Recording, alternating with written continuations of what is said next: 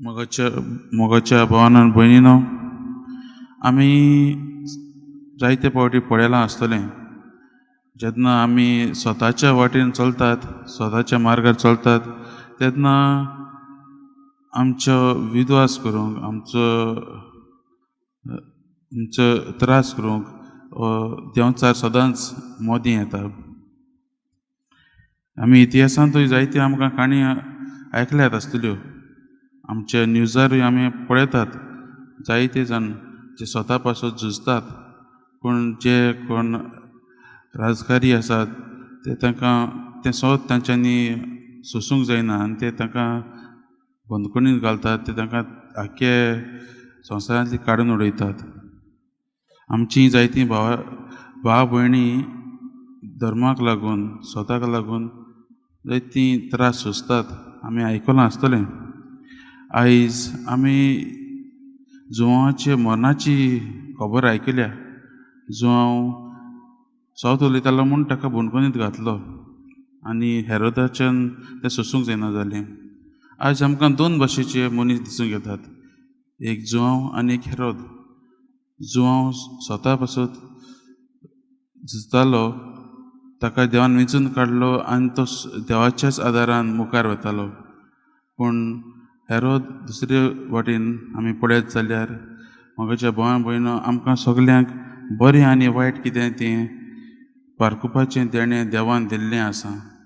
पूण हेरोद हें जाणा जावनूय की हें सत न्हू म्हणून तो वायटाक पाळो दिता. आमी आमच्या जिवितांत नियाळ करुया. हे दोनी मनशां मदीं आमी खंयची, आमी जुवांवा भाशेन वो हेरोदी भाशेन वो आमी नियाळ करुया. आयच्या शुभ वर्तमानांत आमकां आनी एक बरी खबर मेळटा ती म्हणल्यार, एक शिकवण मेळटा ती म्हणल्यार शुभ वर्तमानाचो शेवटीचो वड म्हणजे जुवांवाचे शीस आयले आनी तांणी ताची कूड व्हरून लिपीली आनी वचून जेजूक ही खबर दिली. मोगाच्या भावान भयणीनो, आमी आमच्या जिवितांत जाता तितले भाशेन, आमचे कडेन जाता ते भाशेन करूंक जाय.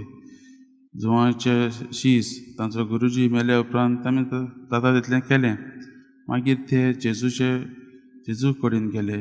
आमी आमच्या जिवितांत त्रास येतात, दुबाळ येतात तेन्ना आमी जेजूचेरूच नदर मारूंक गरजेची. आयज आमी नियाळ करता आसतना आमी चिंतुया, जायत्या जाणांक आमकां वायट सोडून दिवंक चड अवघड लागता. जिवितांत बरें आनी तें सोडूंक आमी वावरुया. जेन्ना कोणूच आमकां आमचे वायटा पासून, आमच्या पातकांचे पासून आमच्या तोंडार मारता, तें आमी काडूंक वावरुया. देव आमकां जिवीत बदलूंक आनी नवसन्य करूंक आपयता आनी तो आमकां जायते सोयीक दिता. हे आपणावंक आमी वावरुया आनी हें केल्यारूच आमी देव मानता तसलें जिवीत जिवोवंक पावतलीं.